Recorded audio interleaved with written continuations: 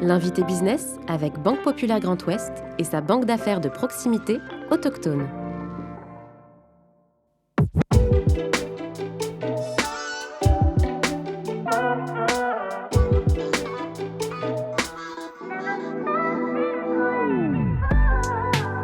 Son entreprise, implantée à Bouin, produit et fournit de l'hydrogène vert et renouvelable pour les mobilités et l'industrie. En 2017, il crée cette start-up qui désormais réunit plus de 150 collaborateurs. Mathieu Guéné, président de Life, est aujourd'hui l'invité business. Mathieu Guéné, bonjour. Bonjour. Merci d'avoir accepté notre invitation dans le fauteuil de l'invité business. Vous êtes le fondateur, président de Life. Mathieu Guéné, quand vous étiez petit, il paraît que vous étiez fan, ou en tout cas une grande appétence pour la programmation. Vous êtes devenu ingénieur plus tard. Est-ce que la création d'une start-up, ça faisait partie de vos projets d'adolescence ou c'est venu au gré de vos expériences professionnelles ? C'est venu, ça m'est un peu tombé dessus. Et pour moi, quand j'ai découvert l'hydrogène et qu'aujourd'hui, personne n'était capable de produire de l'hydrogène écologique, c'était plus que un projet sur lequel je suis tombé. En fait, c'était vraiment une responsabilité pour mes enfants de décarboner le monde parce que l'hydrogène peut beaucoup. Alors effectivement, j'ai été très bricoleur quand j'étais petit. Je montais mes PC, je faisais de la programmation sur ordinateur, sur calculette. J'ai fait une école d'ingénieur. Puis dans mon parcours, je suis tombé sur des gens qui m'ont beaucoup fait grandir, qui m'ont fait découvrir de nouveaux domaines, qui m'ont fait confiance. Et un peu à la manière de Slumdog Millionnaire, je ne sais pas si vous avez vu ce film, où c'est une somme de hasard qui en fait qu'il gagne ce jeu. Moi, c'est une somme de hasard, une somme de rencontres, aussi une ouverture d'esprit et le fait que j'ai jamais dit non à une opportunité, j'ai toujours dit oui, qui fait que je suis tombé sur l'idée de produire de l'hydrogène écologique. Bon, les accidents heureux de la vie, combinés évidemment à des convictions fortes, on le comprend bien. Comment est-ce qu'on passe d'ingénieur à entrepreneur ? Alors, c'est pas le même cerveau. C'est pas le même cerveau. Bon. Et j'ai fait, comme je vous le disais, j'étais un peu bricoleur, ingénieur, et puis en fait, j'étais commercial. J'ai commencé ma carrière en tant que commercial. Donc déjà, je suis quelqu'un un peu d'hybride, parce que quand on est ingénieur, partir dans la vente de trucs, c'est quelque chose. Et puis, à la suite de ces premières années en tant que commercial, je suis rentré au commissariat à l'énergie atomique, donc c'est un centre de recherche qui fait de la recherche sur plein d'énergies, y compris le renouvelable et le stockage des énergies renouvelables. J'ai dirigé un centre de recherche publique, donc du CEA à Nantes, qui faisait de la recherche sur les énergies marines et comment on arrive aussi à stocker ces énergies éoliennes, solaires, qui sont intermittentes par les batteries et par l'hydrogène. C'est là que j'ai découvert l'hydrogène. Mathieu Guéné, vous produisez justement de l'hydrogène vert à partir de ces énergies que vous évoquiez à l'instant, biomasse, éolienne, solaire, une énergie verte qui est déjà largement exploitée outre-Atlantique, notamment du côté des États-Unis. Comment est-ce que vous expliquez que nous soyons et que vous soyez précurseurs en France et plus largement en Europe ? Alors, l'hydrogène, c'est un carburant, le carburant d'une nouvelle mobilité qui arrive en Europe. Vous avez des bus, vous avez des camions, vous avez des voitures à hydrogène. Ces voitures, elles consomment de l'hydrogène, c'est un gaz. Et cet hydrogène va alimenter un moteur électrique avec une réaction chimique qui va combiner l'oxygène de l'air avec cet hydrogène. Et donc, on a une réaction chimique, donc ce n'est pas un moteur à explosion, donc ça ne fait pas de bruit, ça alimente un moteur électrique. Et cette réaction chimique va générer que de l'eau en sortie du pot d'échappement. Le gros avantage de l'hydrogène, c'est que vous allez à la station-service, vous faites votre plein en 5 minutes et vous roulez 700 km. Et le plein coûte 70 € aujourd'hui. Le problème, c'est que ces véhicules sont assez magiques, parce que je suis en train de vous expliquer que vous avez un véhicule qui est silencieux, qui rejette que de l'eau, mais il faut produire de l'hydrogène écologique. Or, la totalité de l'hydrogène dans le monde, que ce soit l'hydrogène qui est produit aux États-Unis, en Europe ou en Asie, c'est de l'hydrogène fossile. Il est fait à partir d'énergies fossiles, donc du gaz. Par exemple, en Europe, il est fait largement à partir du gaz russe, à partir du gaz produit en mer du Nord, etc. Il est produit à partir de pétrole, il est produit à partir de charbon. Donc en fait, on décale la pollution. Si on utilise de l'hydrogène fossile pour alimenter ces nouveaux véhicules, on décale la pollution du pot d'échappement à la production d'hydrogène fossile. Et donc, j'ai découvert ces technologies de l'hydrogène et j'ai aussi découvert le changement climatique, j'ai découvert les enjeux que verront mon petit Félix qui a 1 an et ma petite Sidonie qui a 4 ans. Et donc, il faut absolument miser sur plein de technologies, l'hydrogène, mais aussi la biomasse, les panneaux solaires, la rénovation des bâtiments, manger moins de viande. Tout ça, la femme et l'homme sont des génies, on a toutes les solutions. Mais nous, on a choisi chez Life d'adresser une partie des enjeux, qui n'est pas une petite partie, parce que là, je vous parle de décarboner les voitures, de décarboner les camions, les bus, les avions, en produisant de l'hydrogène écologique. Alors, comment produit-on cet hydrogène écologique pour décarboner tout ça? A contrario de l'hydrogène fossile qui utilise des énergies fossiles et qui émettent des gaz à effet de serre et qui font qu'on va droit dans le mur, on utilise sur notre premier site en Vendée de l'eau de mer. Et l'eau, c'est quoi? C'est H2O. Donc dans l'eau, il y a plein et de l'oxygène. D'hydrogène, exactement. Et donc on va extraire cet hydrogène de l'eau. Et pour l'extraire, il nous faut de l'énergie. Et on utilise de l'énergie non pas nucléaire, non pas fossile, mais de l'énergie renouvelable, de l'énergie verte. Donc soit, comme vous l'évoquiez, des panneaux solaires, soit des éoliennes, soit de la biomasse. Voilà. Mais vous croyez qu'on peut rattraper le retard qu'on a pris sur les États-Unis notamment? C'était ma question.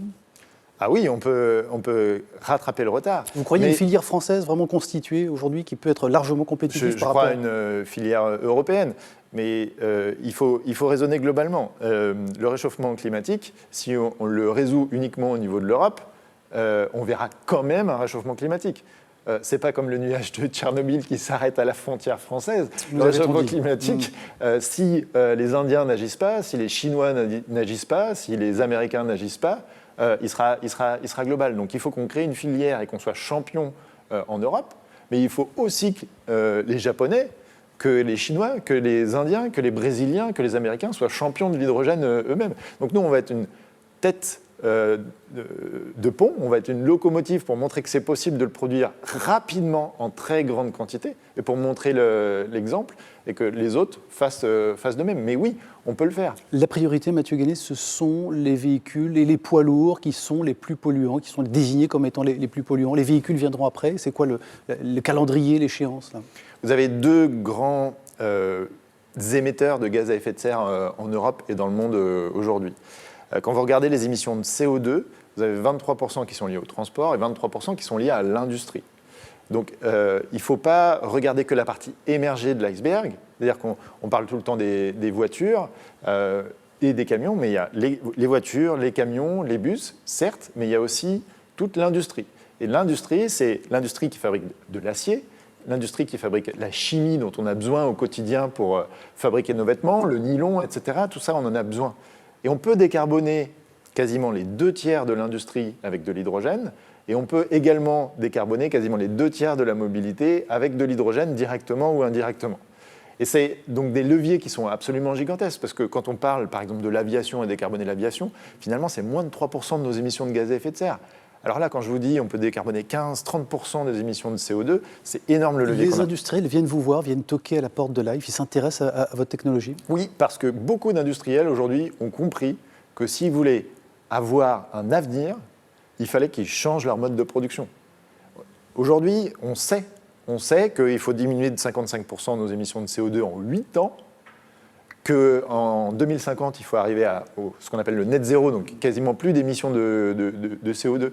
Et donc ces industriels n'ont pas d'avenir. Ils vont fermer leurs usines si jamais ils ne transforment pas leur industrie. Mais vous y croyez à cette échéance ou c'est un vœu pieux? Vous pensez qu'on peut y arriver de manière très opérationnelle et pragmatique? Non seulement j'y crois, non seulement c'est possible, non seulement il y a beaucoup de gens qui cherchent à investir leur argent dans ce qui est vert, dans la transformation et dans tout ce qui est soutenable, parce qu'aujourd'hui, si vous avez le choix entre investir dans un champ solaire, un champ éolien ou une industrie qui veut se transformer ou une raffinerie, où mettez-vous votre euro? Est-ce que vous le mettez dans cette raffinerie qui produit une énergie qui est extrêmement chère, extrêmement polluante et qui fait qu'on va droit dans le mur et qui fait que vos enfants auront un avenir qui va être terrible, ou alors dans une énergie verte? Aujourd'hui, tout le monde croit à ça et tout le monde veut investir là-dedans. Donc non seulement on a les moyens, non seulement on a la volonté, mais ce qui est génial, c'est que la femme et l'homme ont inventé tout ce qu'il faut d'un point de vue technologique. Tout est mature. La dernière pièce du puzzle qui nous manquait, c'était l'hydrogène et la production d'hydrogène vert. Mais avec le biogaz, avec les smart grids, avec les batteries, avec la sobriété énergétique, avec le renouvelable, avec l'hydrogène, on a tout. Et il faut investir dans tout, au bon endroit, au bon moment, mais on peut le faire. Mathieu Guéné, il y a les ingénieurs, évidemment, français, qui sont talentueux, que vous êtes, il y a les technologies, et puis il y a la conjoncture, la crise climatologique que vous évoquez notamment, et la crise géopolitique, géostratégique que nous sommes en train de vivre. Ce sont des accélérateurs, j'oserais dire des opportunités pour travailler justement sur cette souveraineté énergétique et ces changements que vous appelez de vos voeux. C'est terrible ce qui s'est passé avec le Covid et les milliers de morts. C'est terrible ce qui se passe en Ukraine. Tout comme c'est terrible ce qui s'est passé au Canada, ce qui s'est passé en Australie, les feux, etc. C'est vraiment terrible. Et ça, si vous voulez, c'est que... Ça peut faire accélérer le changement, les consciences. C'est qu'un avant-goût de ce qui va se passer en 2040 et en 2050 pour nos enfants, si on ne fait rien. En fait, l'enjeu du réchauffement climatique, c'est la guerre ou la paix en 2050. Si on n'agit pas maintenant, ça va être extrêmement dur pour nos enfants. Et aujourd'hui, on voit que le repli, la solution, suite à cette prise de conscience forcée, très dure, coûteuse en vie humaine, c'est le renouvelable, c'est l'hydrogène, et c'est la bonne trajectoire. Ce sont les bons réflexes, parce qu'on a pris conscience. Il y a 20 ans, on n'aurait peut-être pas eu les mêmes réflexes. Vous avez commencé la création de l'entreprise en 2017, vous étiez 8 au départ, à y croire très très fortement. Qui vous a fait confiance? Qui vous a accompagné? Vous êtes aujourd'hui 80, vous allez être 170 avant la fin de l'année. C'est d'abord de bons indicateurs. Qui vous accompagne? Qui vous fait confiance aujourd'hui? C'est vrai qu'on a fait x10 en 2 ans et demi. C'est ce qu'on appelle une hypercroissance et on continue sur cette lancée-là. C'est assez exceptionnel ce qu'on vit.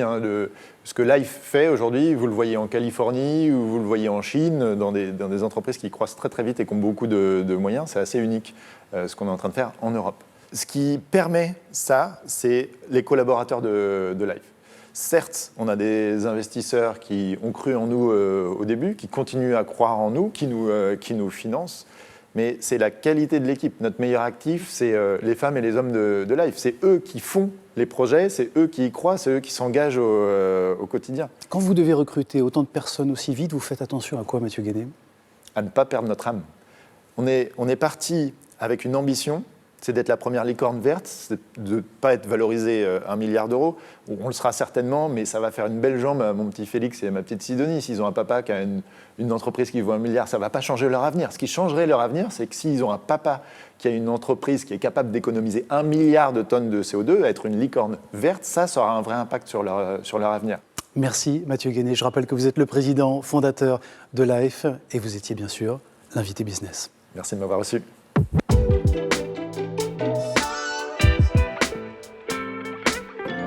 L'invité business avec Banque Populaire Grand Ouest et sa banque d'affaires de proximité autochtone.